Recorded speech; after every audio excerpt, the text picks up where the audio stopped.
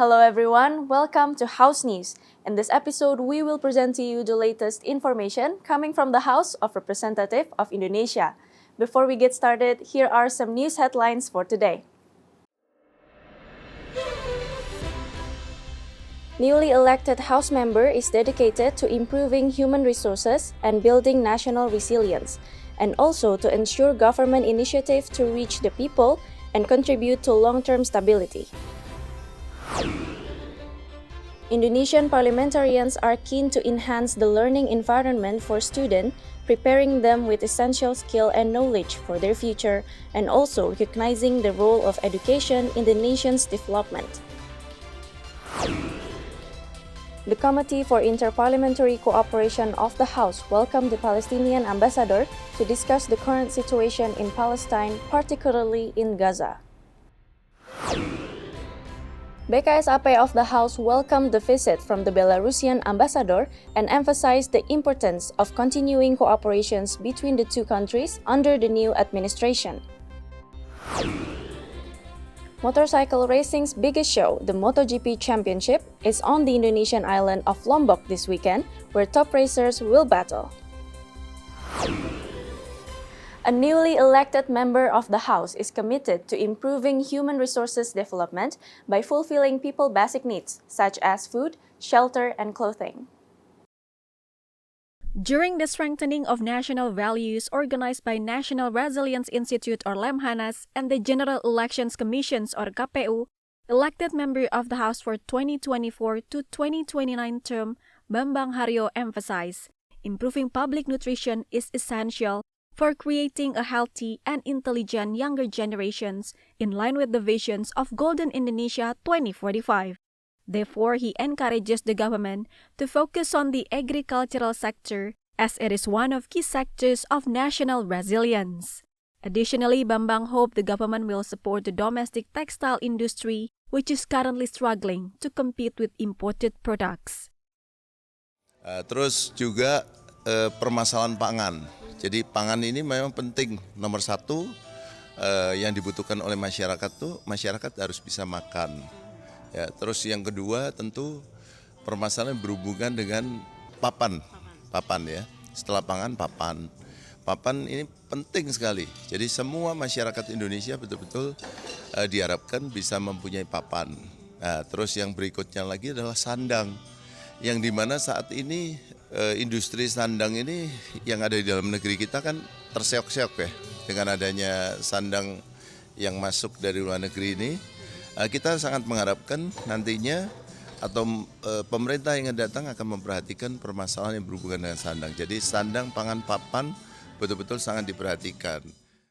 Bambang is also committed to monitoring and overseeing future government programs to ensure they reach the people and lead Indonesia toward prosperity, wealth, and self-reliance. Dodi Muharam, TVA Parlemen reports. Member of the House plans to focus on promoting and overseeing improvements in Indonesia's education system. This includes creating better policies, ensuring efficiency use of resources, and tackling existing challenges that hinder education quality. Newly elected member of the House Gamal Albin Said highlight several issues affect Indonesia's education quality, such as low literacy rates and minimal progress in children's numeracy skills. Therefore, the government should prioritize education's governance because it continues to face many challenges. Sehingga kita perlu punya concern untuk tadi meningkatkan fokusnya apa solusinya. Satu soal prioritas. Jadi pimpinan ke depan ya, baik di tingkat Kementerian Pendidikan ya, itu harus menjadikan literasi numerasi sebagai orientasi pembelajaran. Itu foundational learning. Kalau literasi numerasi anak kita bagus, dia akan bisa belajar lebih baik ke depan. Lalu yang kedua adalah prioritas anggaran untuk meningkatkan kesejahteraan guru-guru kita. Bicara soal pendidikan itu kita bicara soal tadi kurikulum, juga bicara soal metode, tapi bicara alat ukur juga ya. Dan yang tidak kalah penting begini. Jadi saya mengatakan kita sudah berhasil membuat sebagian besar anak-anak Indonesia itu sekolah. Tapi itu tidak cukup. In addition, Gamal mentions the key goal of education is not just enrolling children to school, but making sure they learn well and obtain the knowledge they need for the future. Thus, he will focus on overseeing education policies to strengthen a better generations. Dodi Tivia Parliament reports. After the break, we will bring you more updates on parliamentary diplomacy. Stay tuned to House News.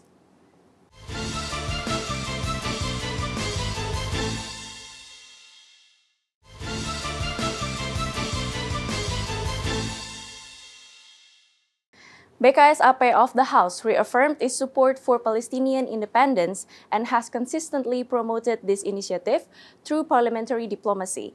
Additionally, BKSAP of the House has urged other countries to also endorse Palestinian struggle for independence. Member of the House Fadlizon mentions in the last 3 years, BKSAP of the House has consistently voiced its support for Palestinian independence in various international forums, especially at the Inter-Parliamentary Union. The House has expressed full support for Palestine's independence and addressed humanitarian issues related to the ongoing war in Gaza, which has claimed many casualties. Mengangkat isu Palestina di berbagai forum, termasuk di IPU. Misalnya kita menginisiasi emergency item atau resolusi tentang Palestina, paling tidak dalam 3 tahun terakhir. Dan kita selalu leading dan bahkan didukung oleh negara-negara Arab, geopolitik negara-negara Afrika, dan beberapa negara-negara lainnya. Jadi inisiatif BKSAP, DPR RI di berbagai forum, terutama di IPU itu, selalu mendapatkan dukungan yang cukup besar dan mereka juga sangat apresiasi. Furthermore, Fadli adds 145 countries have voiced their support for Palestinian independence. BKSAP of the House will continue to encourage more countries to facilitate Palestinian independence. Bani and Koko, TVA Parliament Report. BKSAP received courtesy call from the ambassador of Belarus, where both sides discussed efforts to accelerate negotiations on Indonesia-Eurasian Economic Union Free Trade Agreement to unlock trade potential between the two countries.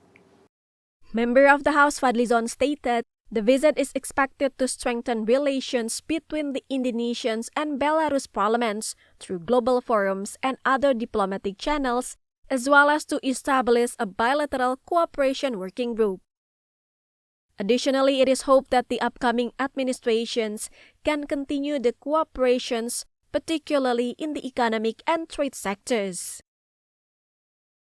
Jadi kami juga menerima tadi Duta Besar Belarusia yang menyampaikan harapan bahwa parlemen yang akan datang juga akan membentuk grup kerjasama bilateral dengan Belarusia, dan mereka juga sangat berkeinginan pemerintah yang akan datang, yang akan dipimpin oleh Presiden Prabowo, juga mempunyai hubungan yang baik dengan Belarusia, terutama hubungan ekonomi, perdagangan.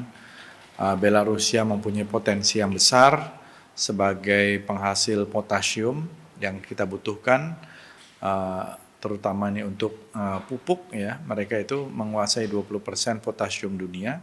Ini sebenarnya untuk pupuk sangat penting, ya. Moreover, Fadlizon acknowledged the support from the Belarusian parliament for Indonesia's positions in international parliamentary forums. He specifically noted their assistance in promoting a free trade agreement between Indonesia and Eurasian countries. This agreement has the potential to increase trade volume between Indonesia and these nations. Ferdian and Teddy, TVA Parliament Report. Stay tuned to House News for more information on the world of sports.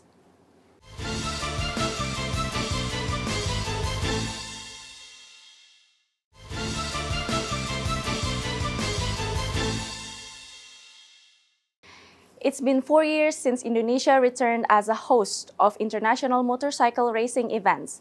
Since then, Indonesia is a key stop on the MotoGP calendar.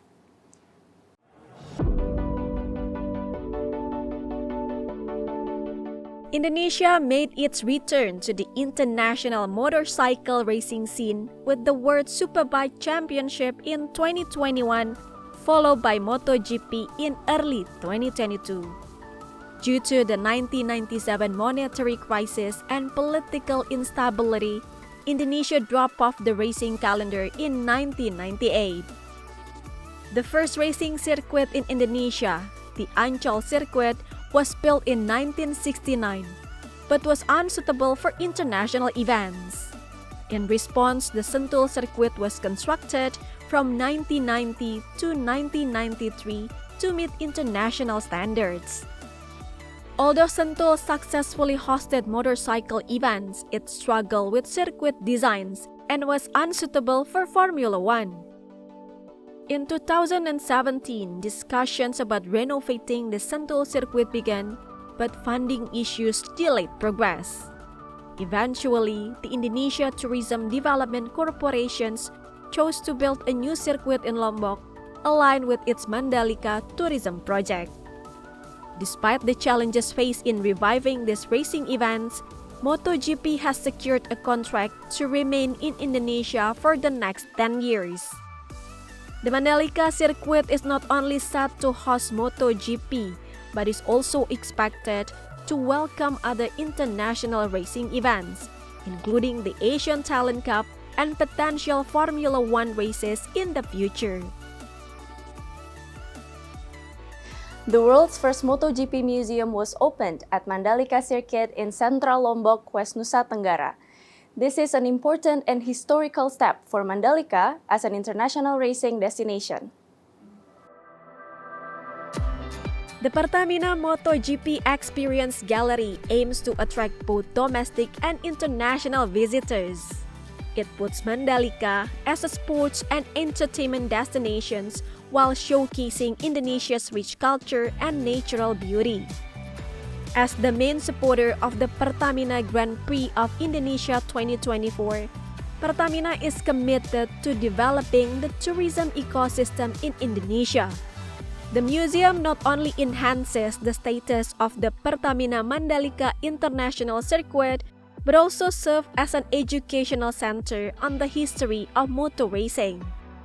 The Pertamina MotoGP Experience Gallery features a variety of memorabilia, including helmets, mini bikes, and other iconic items used by racers, interactive installations, and digital activities. The museum has several main galleries, including the South Gallery as a multifunctional space that can hold up to 50 people. The North Gallery provides a deeper look into the MotoGP world with various interactive and informative zones. Visitors can experience the extreme speed of MotoGP motorcycles in the up to 300 km per hour area. There is also a kids corner, an educational space designed for children. This program is an intellectual property from Dorna, featuring interactive installations within the gallery.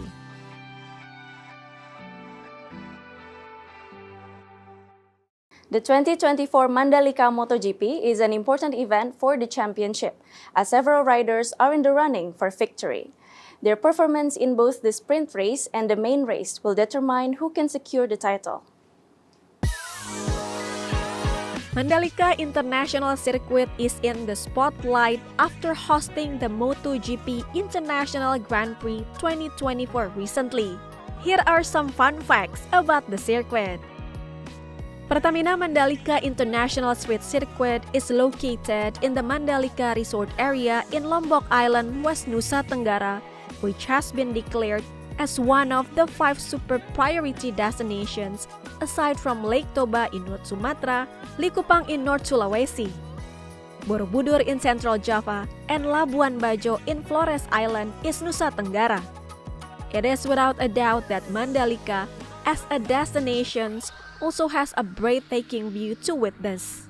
The South Coast view with white sand beaches and lush green hills as the background was Surfer's best-kept secret before it was developed into a tourism area.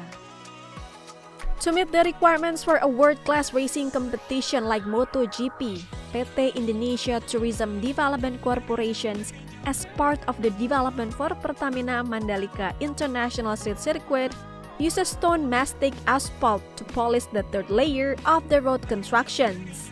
It is a cutting-edge mixture that is used to coat the upper surface of the asphalt. This kind of mixtures has just been released in 2014 until 2015. Therefore, not all circuits in the world use this mixture to layer the asphalt.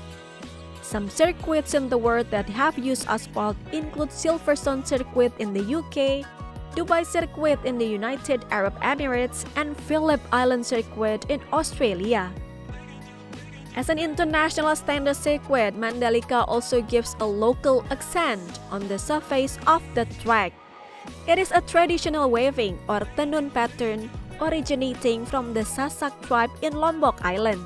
The pattern can be found on the runoff area or the outer asphalt of the 15 and 16 corners of the circuit. And that's House News for today. Thank you for tuning in, and I'll see you on the next episode. Bye!